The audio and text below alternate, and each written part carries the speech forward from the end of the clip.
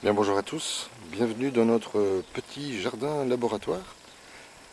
Par ce beau soleil qui nous annonce un printemps favorable, j'avais envie de vous faire, de partager avec vous les petits travaux qui ont été réalisés dans ce petit jardin, qui dans sa première année de réelle transformation, pardon, et puis voilà, je vous propose de faire un petit tour du jardin. Je ne sais pas si on aura le temps de tout faire aujourd'hui parce que je n'ai pas envie de vous prendre trop de votre temps. Vous êtes déjà nombreux à avoir rejoint la chaîne. Vous êtes de mémoire plus de 14 000 à avoir regardé au moins une vidéo. Et là, je vous avoue que je suis très surpris. Que vous soyez à Saint-Domingue, au Japon, en Afrique du Sud, au Canada, en Suisse, en France, en Belgique, au Luxembourg, en Hollande, en Estonie, au Brésil, en Patagonie. Vous avez même quelqu'un qui me regarde depuis la Patagonie et que je salue aujourd'hui. En Russie, beaucoup dans les pays de l'Est, en Croatie notamment. Voilà, bienvenue à tous et puis merci de m'accompagner dans ma démarche. Je me souviens très bien avoir attendu les 100 premières vues il y a un an et j'étais déjà très surpris que je puisse intéresser une centaine de personnes. Alors vous pensez 14 000. Je suis surpris, enfin vous n'êtes pas tout à fait 14 000 puisque vous n'êtes que 275 de mémoire inscrits sur la chaîne. Donc si vous avez l'occasion de vous abonner, de cliquer sur la cloche qui sont en réalité les notifications. Et puis si vous souhaitez me laisser un petit commentaire, et bien comme à chaque fois, j'y répondrai volontiers. Alors, par quoi puis-je commencer? Puisque nous sommes en période de confinement, j'ai eu 3 jours pleins pour pouvoir m'occuper d'un gros chantier dans ce petit jardin, à savoir ceci. Alors je ne sais pas si vous vous souvenez, pardon, j'avais tous mes bacs à compost ici au cœur, ainsi que le matériel que j'ai récupéré.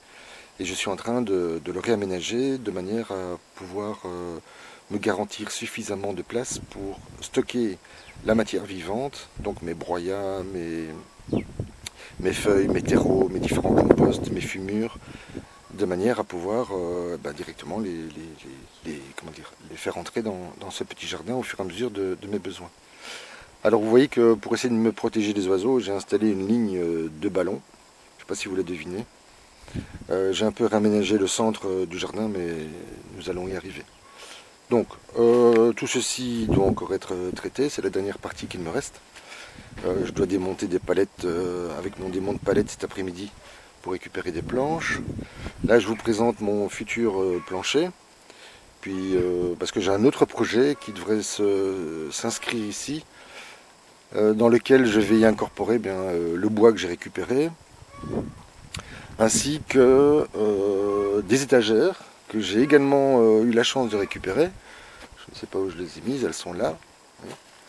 Tout ça était destiné à la déchetterie, ainsi que ces fameuses planches en mélèze qu'un menuisier m'a gentiment offert.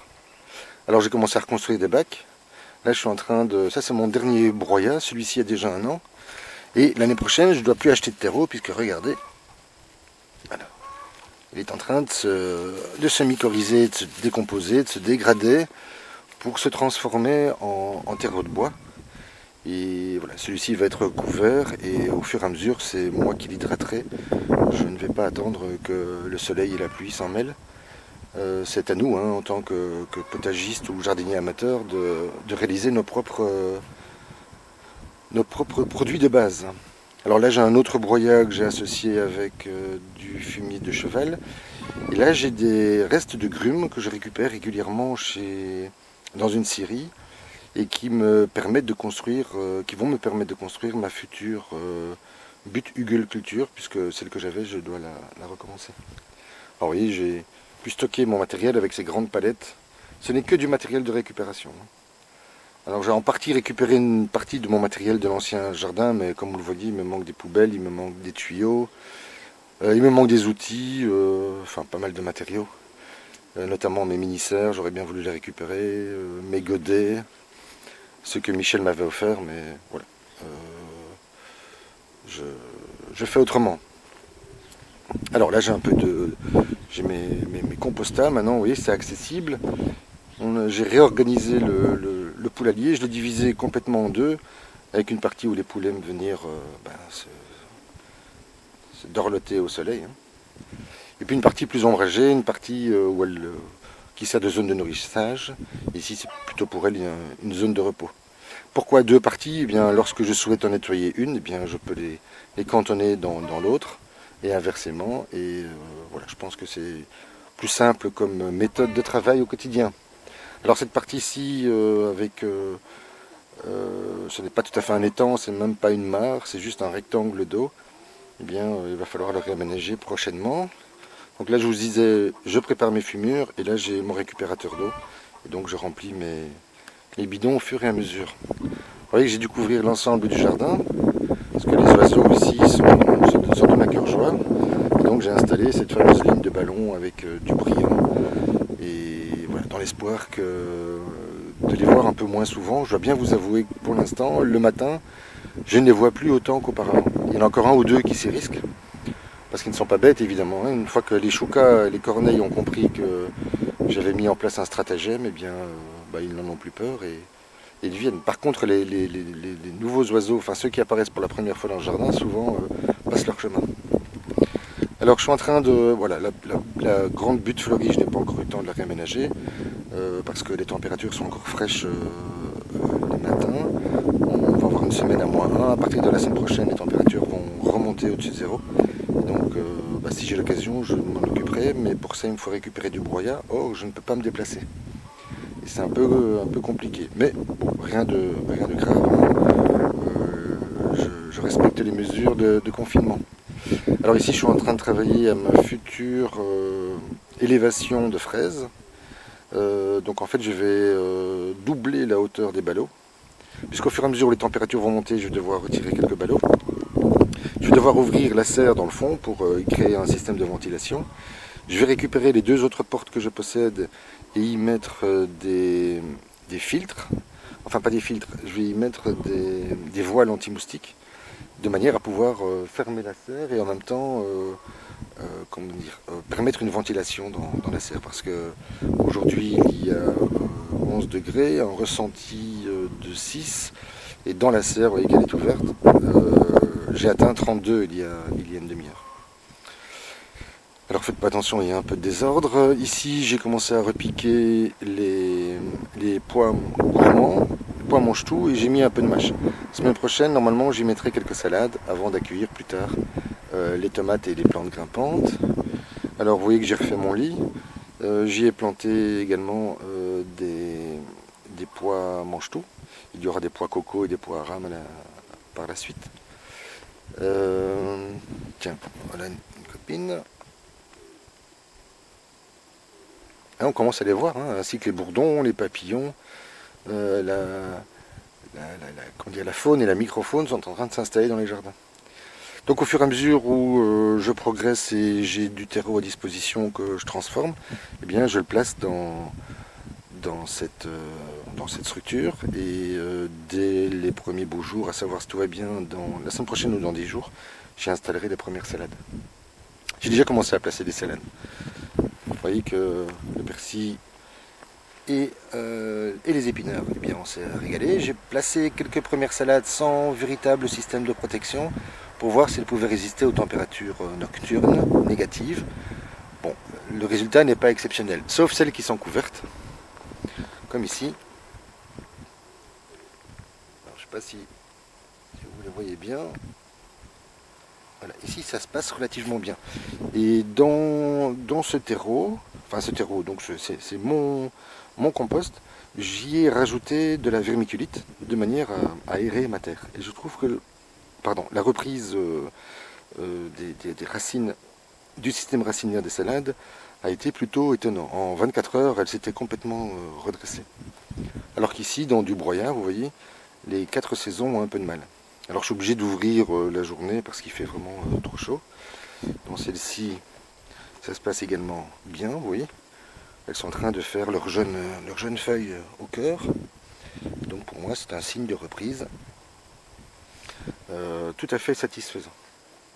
Alors, les petits pois, vous voyez, hein, ils sont plus que beaux, hein. Ils ont été placés le 14 ou le 19. Alors je vais vérifier parce que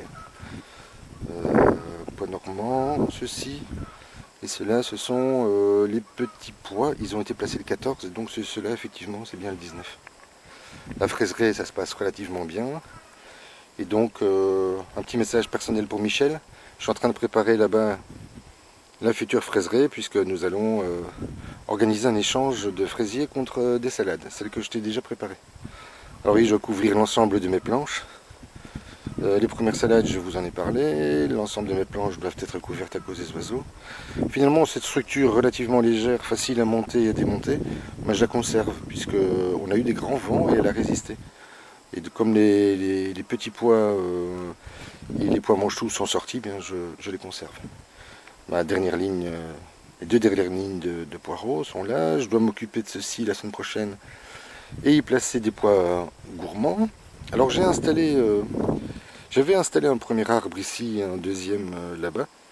Et finalement j'ai encore craqué. J'ai racheté un autre prunier qui est là. Et j'ai racheté là-bas un prunier à prunes blanches. Je ne suis pas certain de sa reprise. Ce sont des arbres qui viennent de Roumanie. Ils ont plutôt grandi dans de bonnes conditions. Ce qui m'inquiète, ce sont les conditions du transport et du stockage. Puisque les signes de reprise sont quand même relativement lents. Et puis je dois bien vous avouer que dans le transport, apparemment, ils ont été abîmés. Et donc je dois les retailler d'une manière un peu particulière pour tenter d'obtenir un résultat. Non pas cette année-ci, bien évidemment, mais l'année prochaine ou l'année d'après. J'ai installé le bac surélevé là, de nourriture pour oiseaux, qui est un matériel hollandais que j'ai réussi à récupérer. Je pense en faire un jardin surélevé, et là je suis en train d'imaginer une structure pour pouvoir le protéger des oiseaux et même du froid, pour les matinées qui risquent d'être encore fraîches. Enfin nous verrons, c'est encore en projet. Comme vous le savez, j'ai toujours plusieurs projets en tête, et puis je les réalise en fonction des matériaux que j'ai à disposition, et en fonction du temps que j'ai de disponible. Alors, bon, les fèves boliviennes, oui, moi, je ne suis pas très satisfait. Je pense qu'au contact directement du broyat, elles n'ont pas suffisamment de nourriture à leur disposition. Par contre, pour l'ail, les repiquages de poireaux, ce qu'on ne fait jamais, ben oui, ça se déroule plutôt bien. Les oignons rouges, finalement, sont sortis. Ici, les oignons blancs également. Là, j'ai semé, comme je vous le disais, persil, oignons, et 3 variétés de haricots, dont une de vrillante, donc qui va monter et s'accrocher à la structure. Je veux dire que pour l'instant, tout se passe bien, c'est en train de sortir tout doucement. Alors cette partie-ci va devoir être complètement réaménagée. Les bacs vont devoir être installés, ce sera la semaine prochaine. Vous voyez que là derrière, j'ai pu récupérer des éléments en aluminium, en galvanisé une seule couche malheureusement. Et je suis en train d'imaginer une structure. Alors je ne sais pas encore si elle va rester là-bas ou si elle viendra ici. Mais l'objectif est de la terminer cette semaine, au maximum la semaine prochaine. Et je vais très certainement y installer ce voile anti-vent, oui, qui est très résistant et qui permet à la lumière de passer à 50%, mais également à l'eau. Et donc j'y ferai soit une demi-serre protégée, soit un lieu de stockage, je ne sais pas encore. De ce côté-ci, ça se passe bien. Vous voyez, les oignons, ils sont à mes yeux réussis cette année-ci. Dans 2 mois, on va pouvoir les collecter et puis les partager surtout. Alors vous le savez, à la Saint-Joseph, on est autorisé, c'est ce que nous disaient les anciens, à installer une première ligne de pommes de terre. Et donc, comme je vous l'ai dit par le passé, sur la planche composée de fumier de broyat, donc directement sur l'herbe, j'ai placé mes pommes de terre et je les ai recouvertes d'un peu de terreau, une demi-pelletée de terreau, et j'ai placé de la paille pour servir de couverture chauffante. Et je dois dire que ça se passe relativement bien. Ça évite également aux oiseaux de venir fouiller à l'intérieur. Alors ici dans ces bacs, j'y ai réalisé des semis de salade ce matin. Vous voyez. Et j'ai placé un peu de cire de bois pour pouvoir conserver l'humidité. Alors ici je teste une autre technique anti-oiseau, c'est simplement un grillage que j'ai découpé. Et j'y ai mis ce matin des épinards. Et vous voyez que je vais devoir sans doute les couvrir avec également une palette pour limiter l'action du soleil quand même, qui est quand même très présent ce matin. Voilà. Je crois qu'on peut s'arrêter ici. Que pourrais-je vous dire d'autre? De bien vous porter, hein, en ces temps un peu particuliers qui nous obligent à nous recentrer sur nous-mêmes et à, comment dire, et à accepter cette résilience qui nous est imposée, et puis de trouver en nous la force nécessaire pour apprendre à vivre différemment, à consommer différemment, et puis toujours à partager avec les autres. Voilà, je vous souhaite une excellente journée, et puis je vous dis à très vite.